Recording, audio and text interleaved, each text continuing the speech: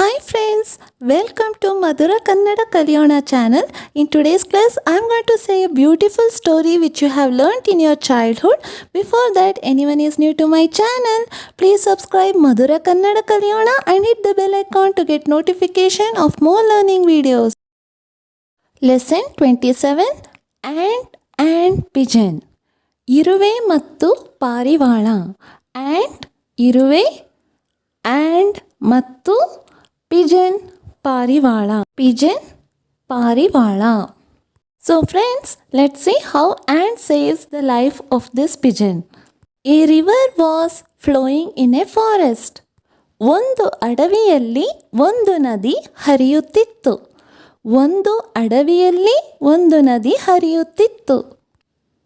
So friends, here ಒಂದು means one, ಅಡವಿ means forest, ಅಲ್ಲಿ means there, ಅಡವಿಯಲ್ಲಿ means in the forest. ಒಂದು ನದಿ, one river or a river, ಹರಿಯುತ್ತಿತ್ತು was flowing. ಹರಿಯುತ್ತಾ means flowing, ಇತ್ತು means was flowing. ಹರಿಯುತ್ತಿತ್ತು means was flowing. So friends, for past tense we say ಹರಿಯುತ್ತಿತ್ತು was flowing. There was a tree on the bank of the river. ಆ ನದಿಯ ದಡದಲ್ಲಿ ಒಂದು ಮರವಿತ್ತು. ಆ ನದಿಯ ದಡದಲ್ಲಿ ಒಂದು ಮರವಿತ್ತು. ಆ ನದಿಯ that river, ದಡದಲ್ಲಿ, ದಡ means bank of the river and ಅಲ್ಲಿ refers to that place. ದಡದಲ್ಲಿ on the bank of the river ಒಂದು ಮರ, one tree, ಇತ್ತು means was there, past tense, ಇತ್ತು, ಮರವಿತ್ತು, ಮರ plus ಇತ್ತು becomes ಮರವಿತ್ತು, ಒಂದು ಮರವಿತ್ತು. So we say ಆ ನದಿಯ ದಡದಲ್ಲಿ ಒಂದು ಮರವಿತ್ತು. ಆ ನದಿಯ ದಡದಲ್ಲಿ ಏನಿತ್ತು? ಆ ನದಿಯ ದಡದಲ್ಲಿ ಒಂದು ಮರವಿತ್ತು. A pigeon was sitting on that tree. ಆ ಮರದ ಮೇಲೆ ಒಂದು ಪಾರಿವಾಳವು ಕುಳಿತಿತ್ತು. ಆ ಮರದ ಮೇಲೊಂದು ಪಾರಿವಾಳವು ಕುಳಿತಿತ್ತು. ಆ ಮರದ that tree, ಆ ಮರದ ಮೇಲೆ on that tree ಒಂದು ಪಾರಿವಾಳವು a pigeon ಕುಳಿತಿತ್ತು was sitting. So now you can see the past tense ಇತ್ತು, ಕುಳಿತು plus ಇತ್ತು, ಕುಳಿತಿತ್ತು was sitting. So now the sentence is ಆ ಮರದ ಮೇಲೆ ಒಂದು ಪಾರಿವಾಳವು ಕುಳಿತಿತ್ತು. The pigeon saw an ant floating and drowning in the river. ಆ ಪಾರಿವಾಳವು ನದಿಯಲ್ಲಿ ತೇಲುತ್ತಾ ಮುಳುಗುತ್ತಾ ಇದ್ದ ಇರುವೆಯನ್ನು ನೋಡಿತು. ಆ ಪಾರಿವಾಳವು ನದಿಯಲ್ಲಿ ತೇಲುತ್ತಾ ಮುಳುಗುತ್ತಾ ಇದ್ದ ಇರುವೆಯನ್ನು ನೋಡಿತು.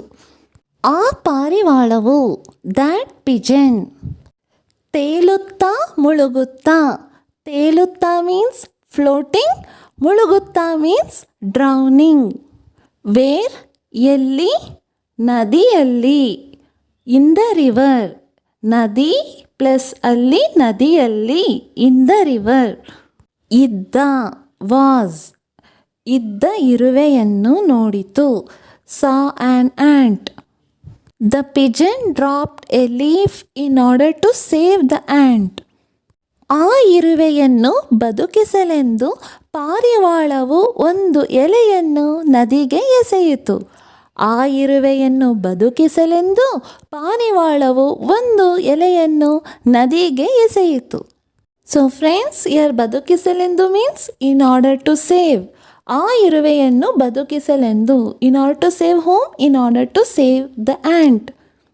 ಪಾರಿವಾಳವು pigeon ಒಂದು ಎಲೆಯನ್ನು a leaf ನದಿಗೆ ಎಸೆಯಿತು. Where did it throw? Throw in the river. ನದಿ means river. ಎಸೆಯಿತು, ಎಸೆ means throw.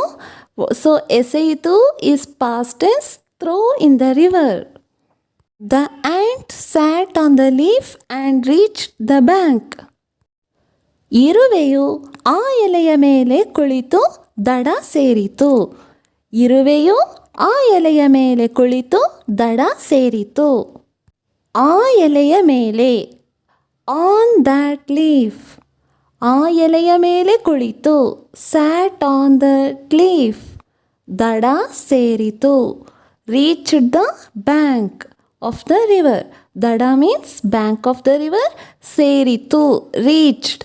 Again we see past tense, ಸೇರಿತು, ರೀಚ್ಡ್. Who reached? ಇರುವೆಯು, ant. The ant remembered pigeon's help. ಇರುವೆಯು ಪಾರಿವಾಳದ ಉಪಕಾರವನ್ನು ಸ್ಮರಿಸಿತು. ಇರುವೆಯು ಪಾರಿವಾಳದ ಉಪಕಾರವನ್ನು ಸ್ಮರಿಸಿತು. ಉಪಕಾರವನ್ನು, ಉಪಕಾರ ಪ್ಲಸ್ ಅನ್ನು, ಉಪಕಾರವನ್ನು. ಉಪಕಾರ ಮೀನ್ಸ್ ಹೆಲ್ಪ್. ಸ್ಮರಿಸಿತು, ರಿಮೆಂಬರ್ಡ್. ಹೂ? ಇರುವೆಯು.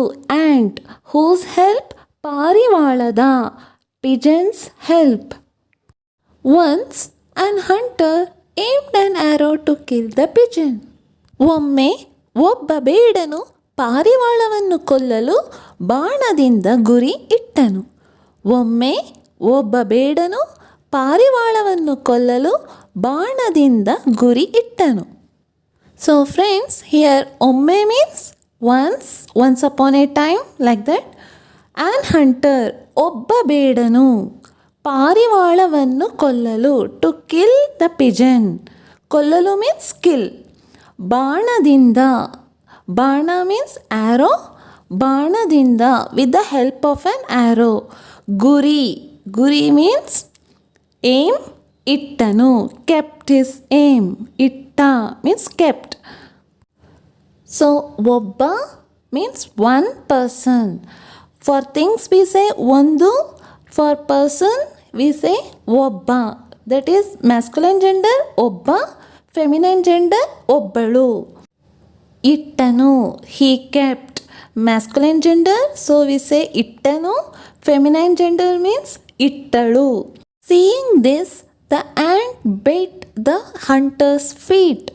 ಇದನ್ನು ನೋಡಿದ ಇರುವೆಯು ಬೇಟೆಗಾರನ ಕಾಲನ್ನು ಕಚ್ಚಿತು. ಇದನ್ನು ನೋಡಿದ ಇರುವೆಯು ಬೇಟೆಗಾರನ ಕಾಲನ್ನು ಕಚ್ಚಿತು.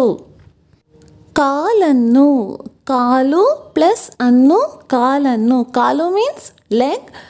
ಬೇಟೆಗಾರನ ಕಾಲನ್ನು. Whose leg? ಬೇಟೆಗಾರನ. ಬೇಟೆಗಾರ ಮೀನ್ಸ್ ಹಂಟರ್. ಸೊ ಬೇಟೆಗಾರನ ಕಾಲನ್ನು ಕಚ್ಚಿತು. ಕಚ್ಚು ಮೀನ್ಸ್ ಬೈಟ್. ಕಚ್ಚಿತು, past tense, it becomes bit. Who bit? ಇರುವೆಯು. ಇರುವೆ, ಆಂಟ್. ಇರುವೆಯು ಕಚ್ಚಿತು. ನೋಡು ಮೀನ್ಸ್ ಸಿ. ಸೊ ನೋಡಿದ, ಇದನ್ನು ನೋಡಿದ. ಸೀಯಿಂಗ್ ದಿಸ್, ಇರುವೆಯು. Seeing this, the ant bit the hunter's feet. The hunter missed his aim.